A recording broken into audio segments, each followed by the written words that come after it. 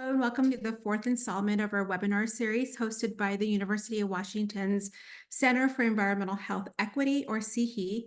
This webinar series is meant to highlight and prioritize Indigenous leadership voices, experiences, and stories around the notion and topics of environmental and energy justice.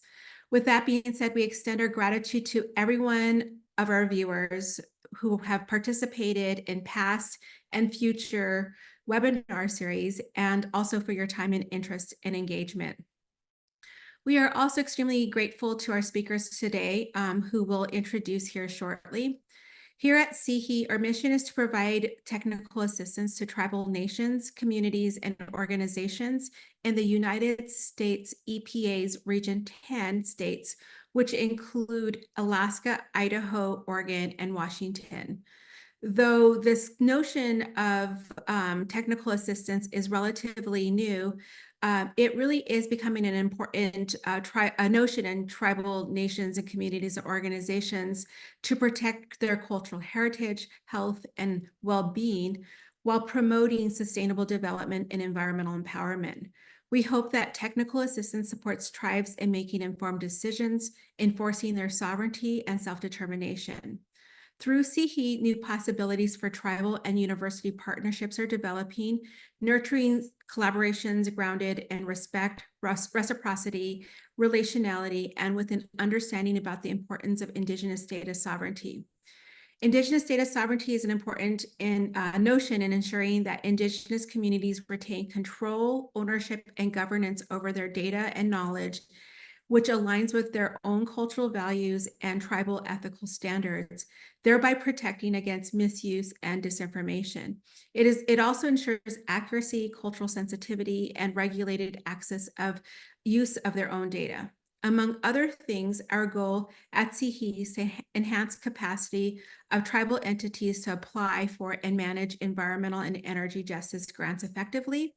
I know we work with a number of you who are on today, so I'm really excited to see your names and your faces in this webinar. To support this goal, through this webinar series, we seek to exchange valuable data, information, and knowledge, and wisdom and stories by addressing informational gaps in environmental and energy justice topics. We hope that this series will especially benefit decision makers among tribal nations and also support their efforts toward self-determination. We welcome each of you to today's webinar series and invite you to introduce yourself in the chat.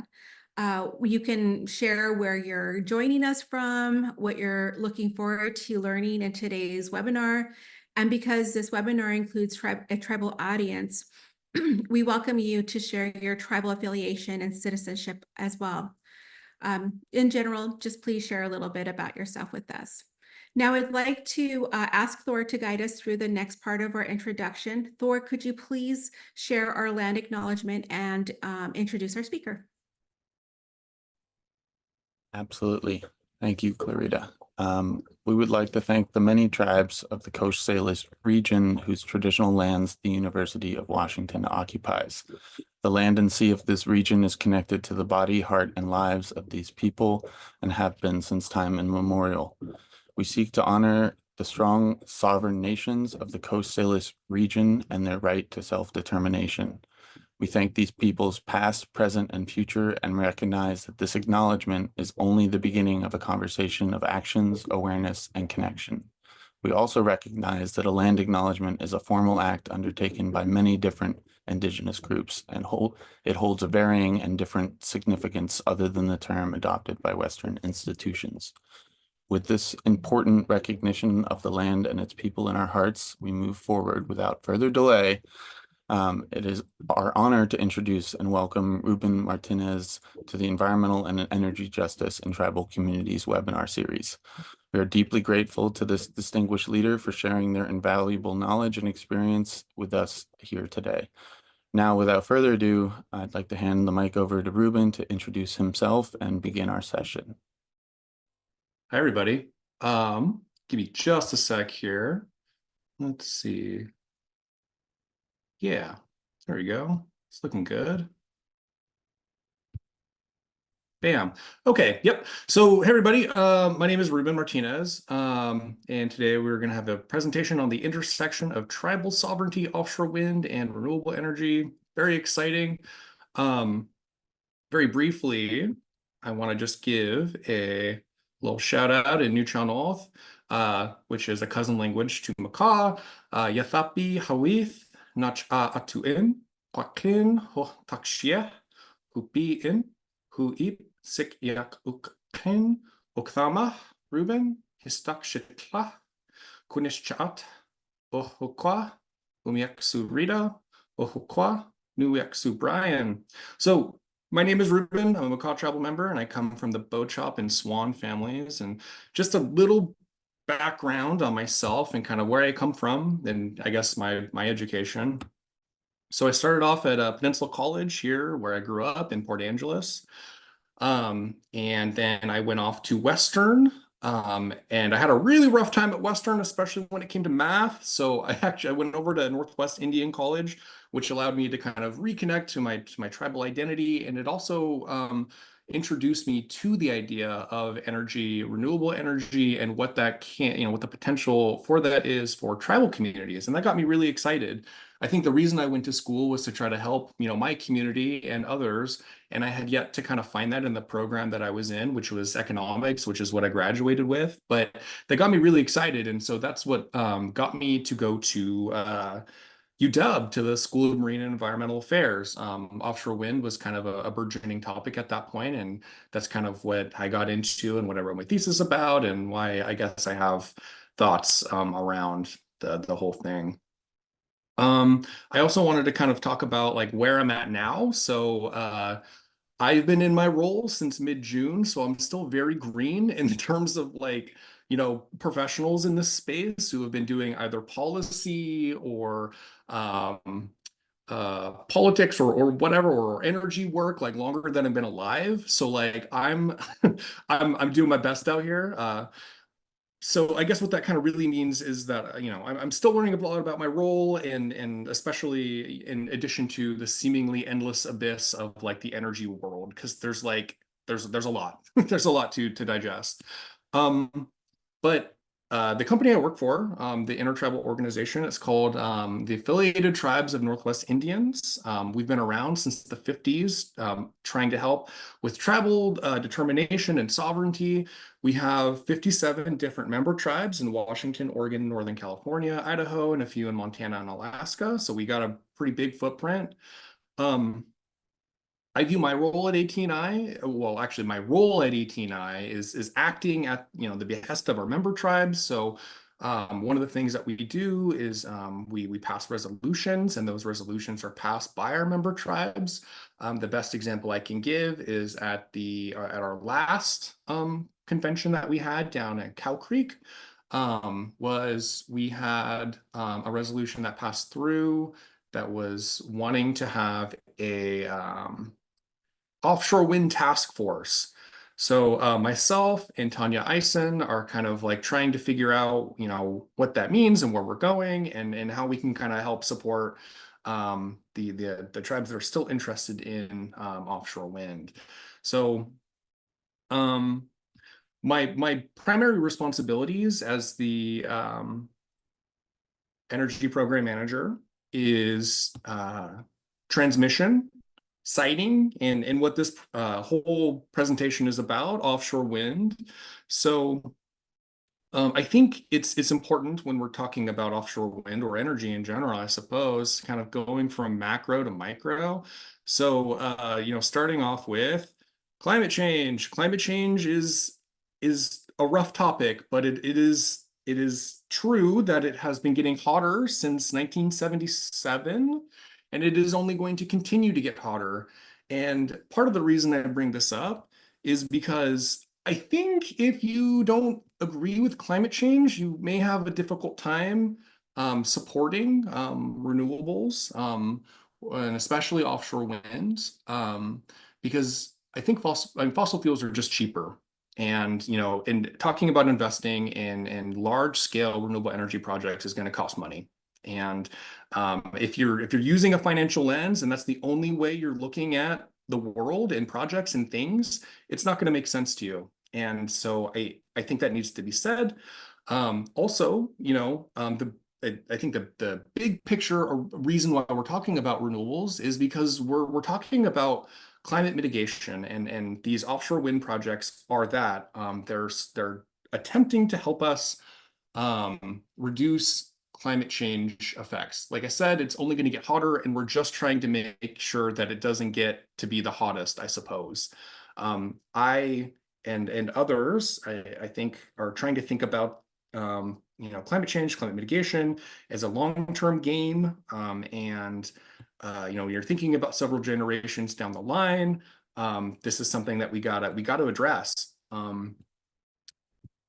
48 different countries in the world, including Ireland, Japan, China, Brazil, are looking at offshore wind as a potential answer to some of their own energy goals that they've set out for themselves. I actually just came back from the UK over in Scotland. I was looking at some of their offshore wind projects and some of their struggles, and trying to learn as much as I could while I was there.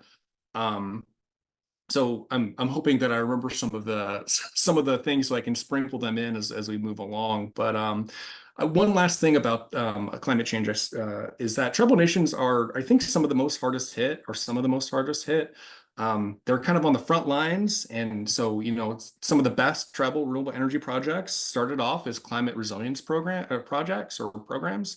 I always talk about Spokane and Blue Lake Rancheria. They just are the best examples that I can think of as terrestrial, projects. So let's see. We got to talk about the U.S. energy policy and kind of what, the greater nation is attempting to do.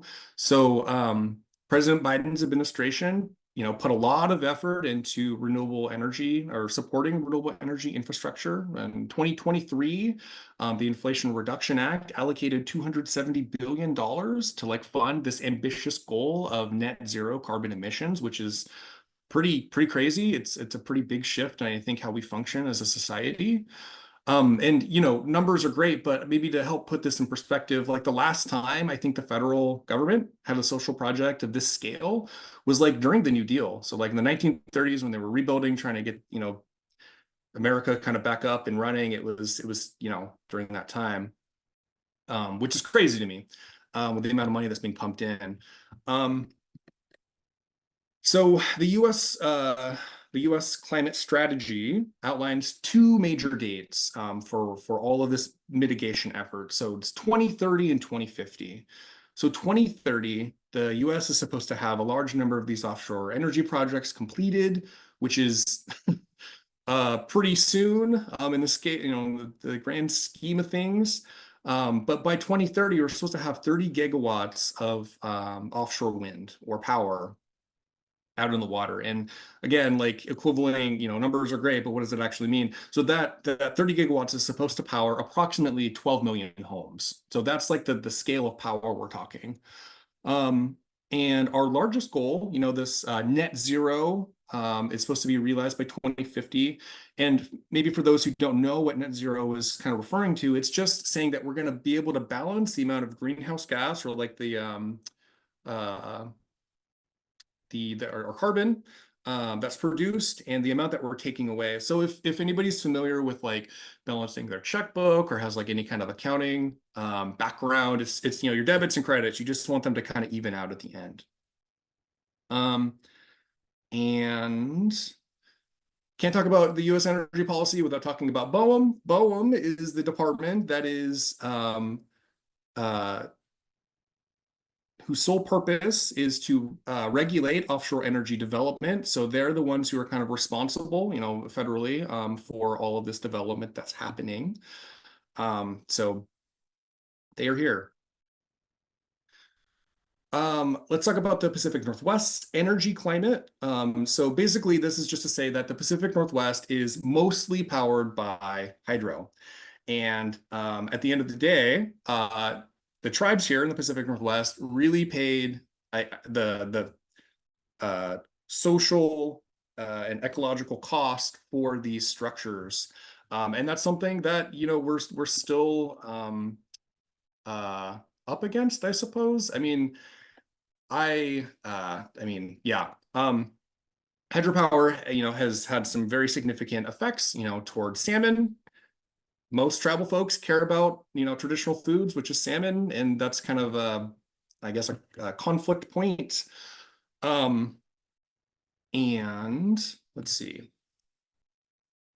One of the other things on this too is that typically most reservations don't actually own their energy infrastructure that's on tribal land. It was just kind of put in. So this is to say though that when the power goes out, if there's like a power outage, if something goes down in the forest, on the power lines or whatever, typically tribes have to go through their utility, and then if it's not their utility, the utility has to figure out if it was Bonneville, and it's kind of this whole thing. So that's kind of why I think tribes are starting to look towards more energy resilience, and that's exciting for them. So there's lots of different kinds of renewables. We were talking about offshore wind in this particular one, but we have solar, talked about hydro, have geothermal, we have wave, biofuel, tidal, and of course wind.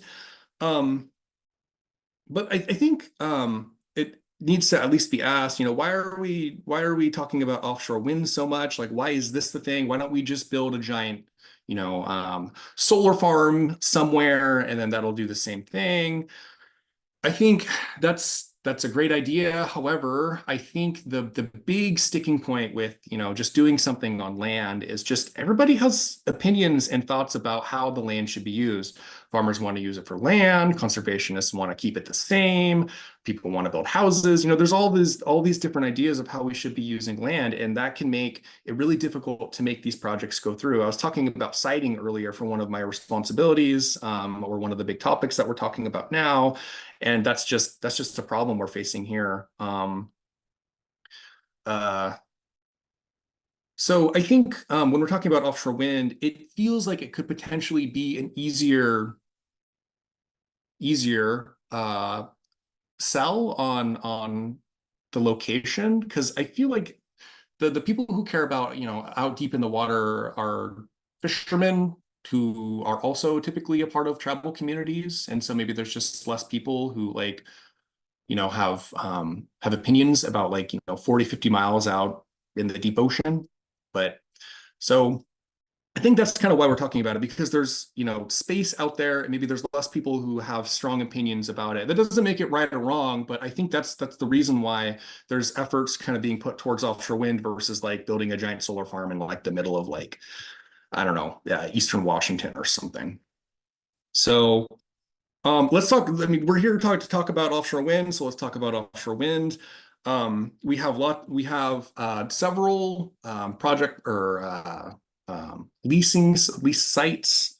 So in Oregon, there are 2, in California, there are 2, and in Washington currently, there are none.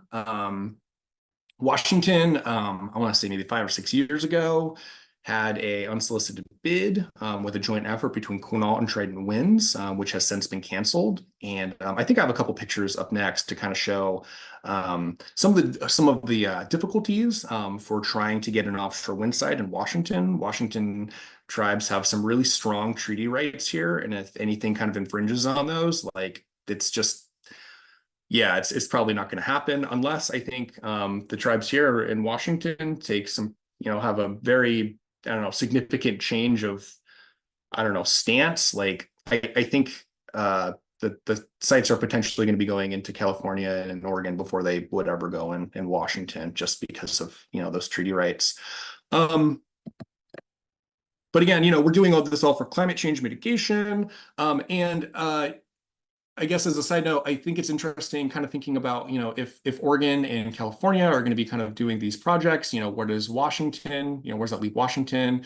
I have a feeling that, if these offshore wind sites kind of progress further, potentially Washington is a part of the supply chain or something. One of the things that I learned when I was over in Scotland is how complex it was to make these projects happen. I have some pictures later on to kind of show the scale of these projects and things, but it took one, two, three, four. It took 4 different countries to make 5 offshore wind turbines, or like, structures. So, it takes a lot to make these things. And so I have a feeling it's going to take a while for anything to actually get out into the water. But that's, that's a tangent. Sorry. Let's keep moving forward. So next slide. So in Washington, we'll just talk very briefly about the Quinault offshore winds project that was proposed but was canceled. So 2019, Trident Winds and Quinault planned a project called the Naguiyasup. Naguiyasup was the name of a great provider for Quinault, who was able to kind of go out into the harsh and unforgiving ocean, and they were able to bring back, a significant amount of food to help the tribe get through the cold, dark winters. And it allowed them to flourish and thrive. And so that's, I think, what the Quinault were hoping for in this project. An economic provider for the community that would help them, not just survive, but thrive. So in let's see. So the partnership lasted between 2019 and 2021. Naguiyasup was supposed to be about 25 miles off the coast, kind of near where Grace Harbor is. So the extent of what I still have no idea how or what the deal was between Quinault and Trident Winds. I'm sure that's just going to live in a document that I'll never see. However, there was, I think, a big split somewhere at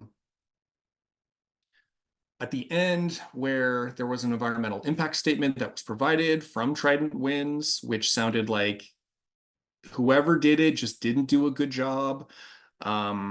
And so that prompted in some way for PNNL to step in and do their own environmental impact statement. And I haven't seen the document, but it sounds like it was pretty devastating to the area. And that was proposed for the fish that were there. And so, Quinault kind of backed away from that. And so that's why we don't have an offshore wind site that has kind of continued in our area. Oregon has 2 sites.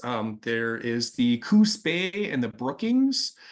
There's kind of a big area and then kind of I guess a penciled in area. That's kind of the proposed site, I suppose. And then kind of they both shrunk from input from other communities and other organizations. So the WEA is kind of what is actually going to be built on. I mentioned a little earlier on how it is tricky to do offshore wind projects here without, I think, probably the express support of tribes here in Washington, just because super, super strong fishing rights. And there are, basically along the whole part of Washington, there are exclusive fishing UNA zones. So, yeah. So that's kind of why I think it would be very difficult to do that here. And then the picture on the right is just like the amount of fishing that happens in those areas. So I try to show the fishing that kind of happens here. It's pretty extensive. One of the things I didn't mention yet is how offshore wind works. How does the whole, and this is just a very brief overview, but the turbines, there are 2 types of turbines. There are fixed structures where they're just, it's just kind of mounted into the bedrock, it's just kind of a solid structure. And then you have floating offshore wind, which is a little harder. In Scotland, they had their floating structures, I think it was between 30 and 50 meters. The projects we're talking about are 300 to 1,500 meters deep. So it's a pretty significant difference in like what we're talking about in terms of like the depth. Which means that there are definitely technical problem solutions that we have to figure out if we're going to make these things work, because they have to be anchored to the ground. So, you have these massive chains that kind of, extend from these floating structures, down to the bed floor. And then you have these wires, these really heavy conduction wires that, brings the energy that's generated. These electrical boxes that in turn kind of go back to shore, to the substations that are there, that sends it off to wherever it's supposed to go. And I think that's typically like urban zones, people, because that's where the energy, I think, needs to go in terms of like the scale that we're talking about. You can't have a 12 million or 12 million home generation site, only, I guess, going towards coastal communities because they can't use all that energy. So that has to go to the urban centers. And so to me, it feels like until we, I guess, figure out how, the communities that are being impacted by these development projects, it still isn't clear to me how they're going to benefit from any of this. Do I have it on this next one? Let's see. No. It's still not clear to me how they're supposed to benefit from this, which is a problem. So let's see. So I love pictures. When you're describing things, it doesn't mean a whole lot unless I can actually see the scale or like have something I can equivalent it to. So like this is the scale of the structure that we're talking about, how big it is.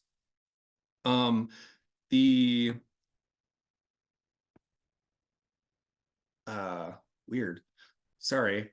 So the structures that I saw when I was in Scotland were 9.7 megawatts. So I was told that one rotation of those blades powers a house for a year. Like the amount of energy that is generated powers a house for a year, which is crazy, right? So there's 5 of them out there. But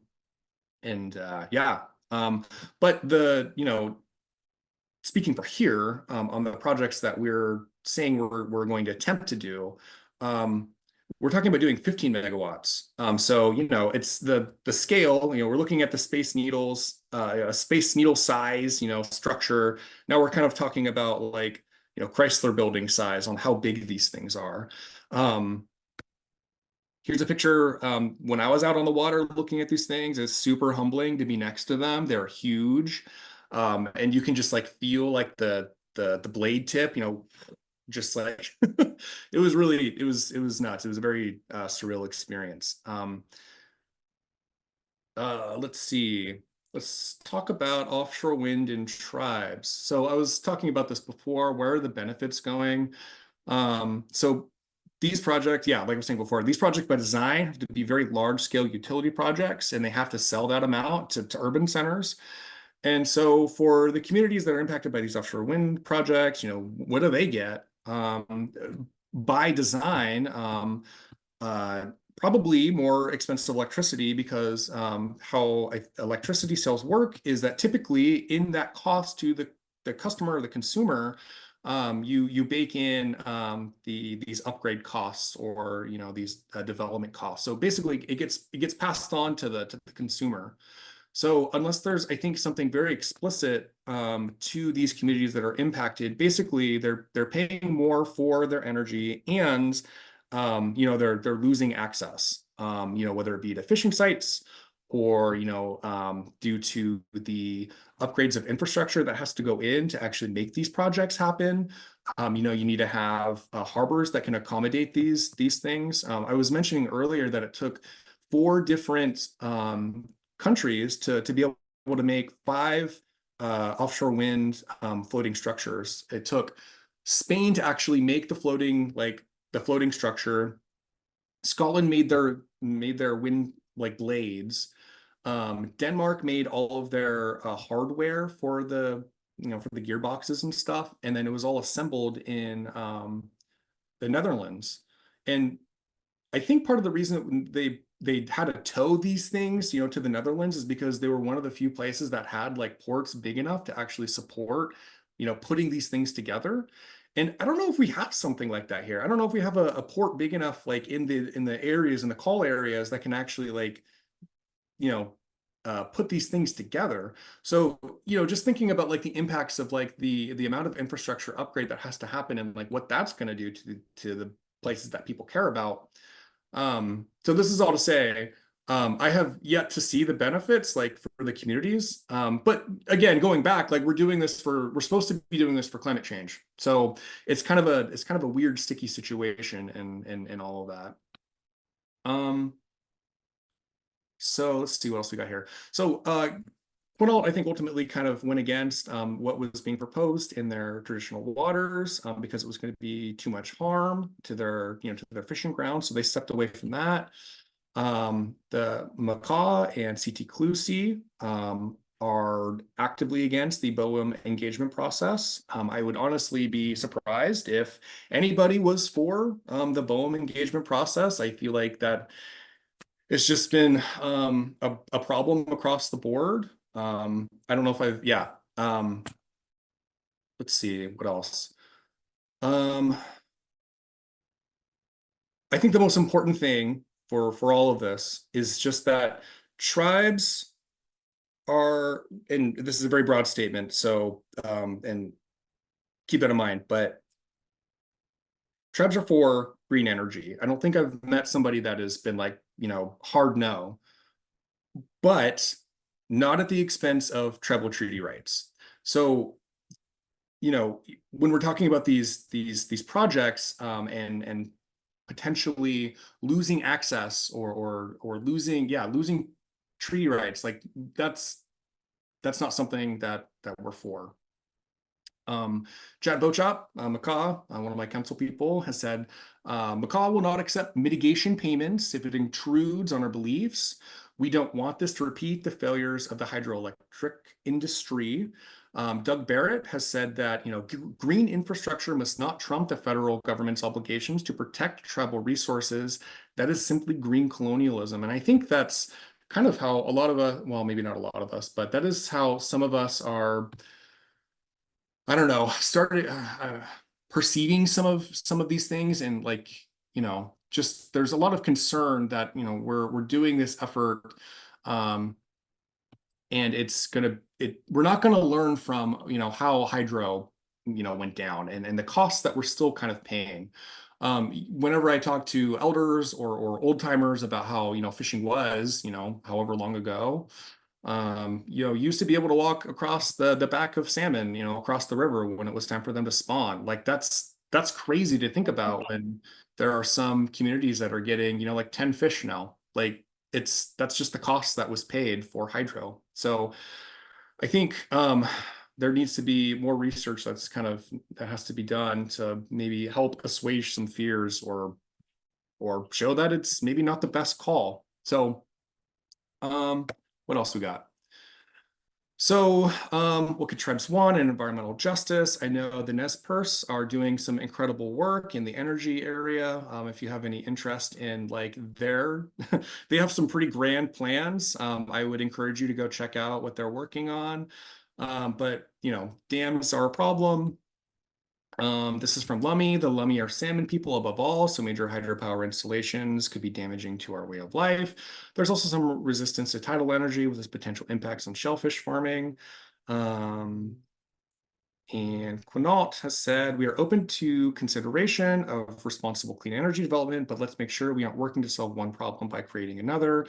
Improperly cited offshore wind power development threatens the ability of both tribal and non-tribal fishermen to make a living and provide for their families, especially for like offshore floating offshore wind structures, because of those massive cables that I was talking about.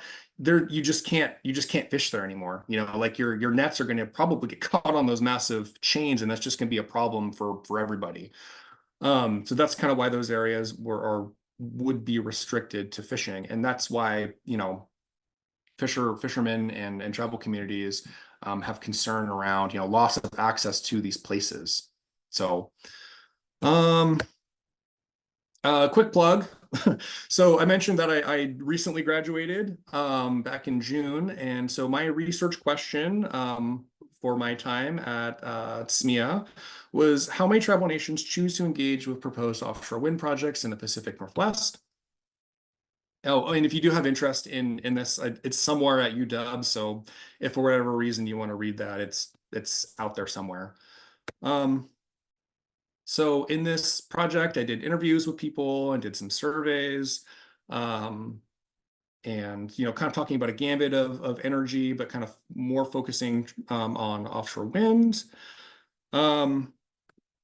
And in the thesis itself, we kind of talk about some of these big concepts around energy sovereignty, resilience, and independence. And so these were kind of the definitions that I kind of wanted to make clear when we're talking about energy resilience, independence, and sovereignty. So resilience is kind of focusing on immediate preparedness. Like the best example I can think of is these, well, I guess you could use Spokane or Blue Lake Rancheria. Spokane originally started their solar projects because their power lines got burned through in the Cayuse Mountain Fire of 2016.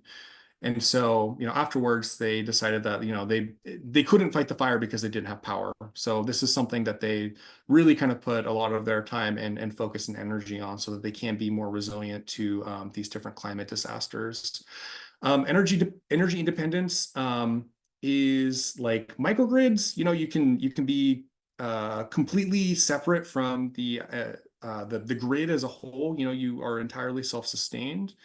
And energy sovereignty is honestly pretty hard to define because there isn't like a hard rule or what it is. I mean, when you're talking about sovereignty, especially in tribal communities, you're going to get like 10 different answers depending on who you're talking to. But this is, I guess, the framing that I wanted to use. So the inherent right of humans and communities to make decisions about the energy systems that they use, including decisions about the sources, scales, and forms of ownership that structure energy access. And this is from Glenn Ellis, a Macaw member as well.